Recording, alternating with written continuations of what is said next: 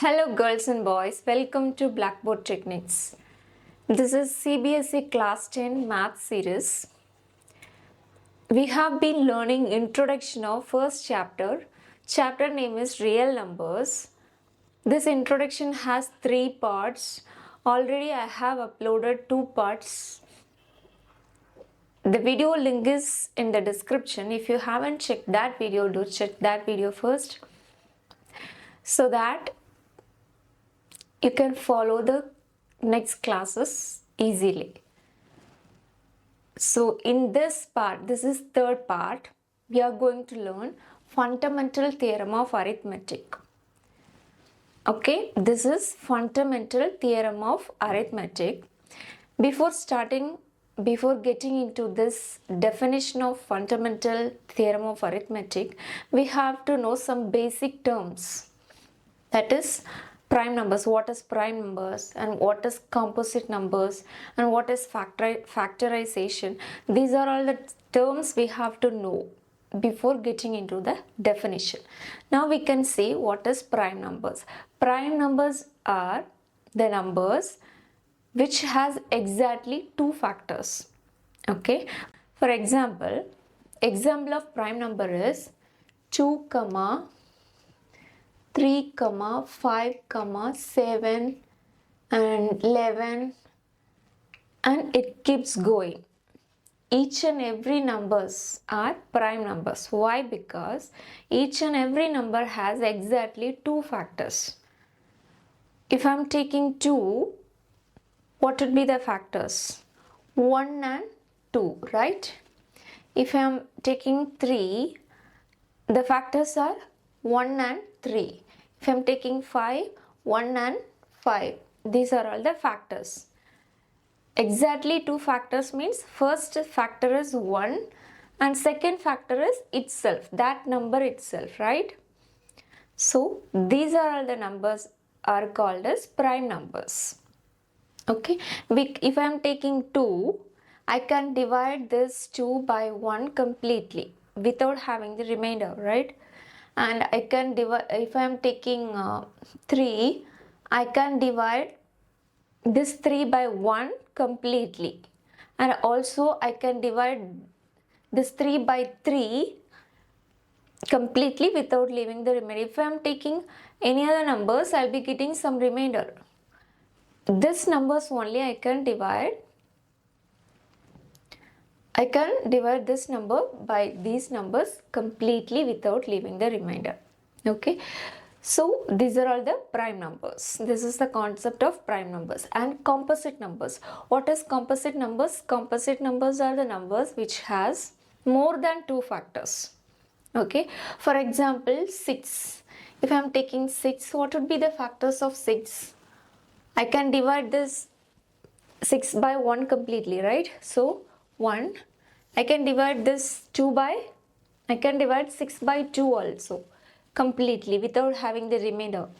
And I can take 3 also, right? 1 6 is 6, 2 3s are 6, right? And also 3 2s are 6. And I can divide 6 by 6 completely without having the remainder. So these are all the factors of 6. So in this case I have totally 4 factors, right? The concept is composite numbers are the numbers which has more than 2 factors. So the factor, for example of composite number is 6. The factors of 6 is 1, 2, 3, 4. This is the concept of composite numbers. And factorization. What is factorization? Factorization is a process of breaking big number into small factors. This is simple, right? Factorization is nothing but breaking big number into small factors. This is all about factorization. And these are all the basic terms we have to know before starting the problem. Now we are going to see the book definition of Fundamental Theorem of Arithmetic.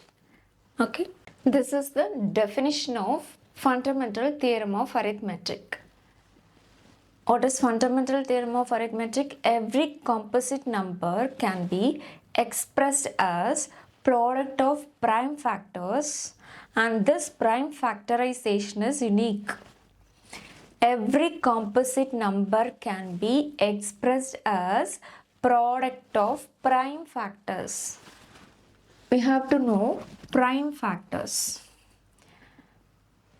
For example, we can take number 30. We have to find out the prime factors of 30. How we can find out? For that, we can use L method. Using L method, we can find out the prime factors. Let me explain it. L method is nothing but it's a simple division method for finding the prime factors.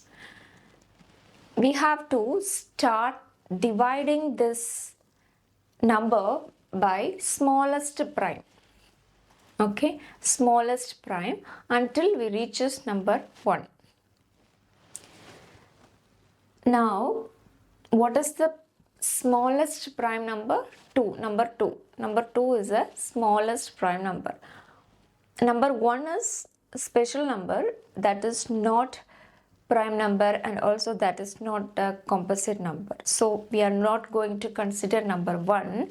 We are considering number 2, that is the smallest prime number. The concept is we have to divide this particular number by again and again by prime factors. But we have to start from the smallest prime numbers. I am taking 2. If I am dividing 30 by 2, I will be getting, the question is 1, 2 is 2, remainder 1, 1 and 0 becomes 10, and if I am dividing 10 by 2, I will be getting 5, right? 1, 2 is 2, 5 2s are 10. Total 2 into 15 is 30. And now I have to divide this number, this 15 by another prime number. If I am checking with 2, I'll be getting some remainder, right? If I am dividing 15 by 2, I'll be getting some remainder. So I can go for next prime. Next prime is 3. If I am dividing 15 by 3, I'll be getting 5 as a quotient, right? 5 into 3 is 15. So this is 5 and I have to divide this number by, again I have to divide this number by 1 prime. If I am taking 2, I cannot divide this 5 by 2 completely because I'll be getting some remainder. So I have to skip 2. Next, you can check with 3. If I am dividing this 5 by 3, I'll be getting some remainder. So I can go for 5. Okay. Here the concept is we have to divide the particular number completely without leaving the remainder. So I am taking 5 here. If I am dividing 5 by 5, I'll be getting 1, right? Question is 1. Finally, I reaches number 1 so that we can stop. Here, whatever number we have outside, these are all the numbers, right? These are all the numbers are called as prime factors, 2, 3, 5. The prime factors of 30 is 2, 3, 5. So how I can write 2 into 3 into 5. Okay, prime factors of 30 is 2 into 3 into 5. So now check. Every composite number, 30 is a composite number, right? Composite number can be expressed as product of prime factors. Product, this is product, right? 2 into 3 into 5.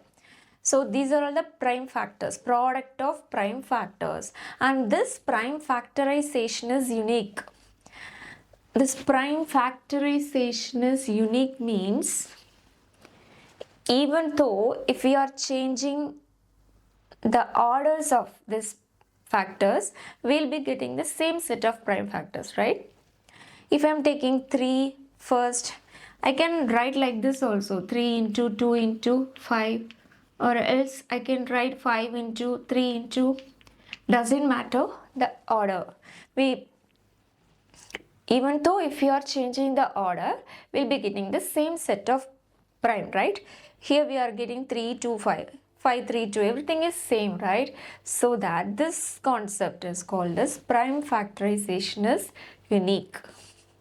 Okay, this is all about fundamental theorem of arithmetic. You have to know before starting the problem. That's what we are learning here. This is the basic thing. Hope this video helpful.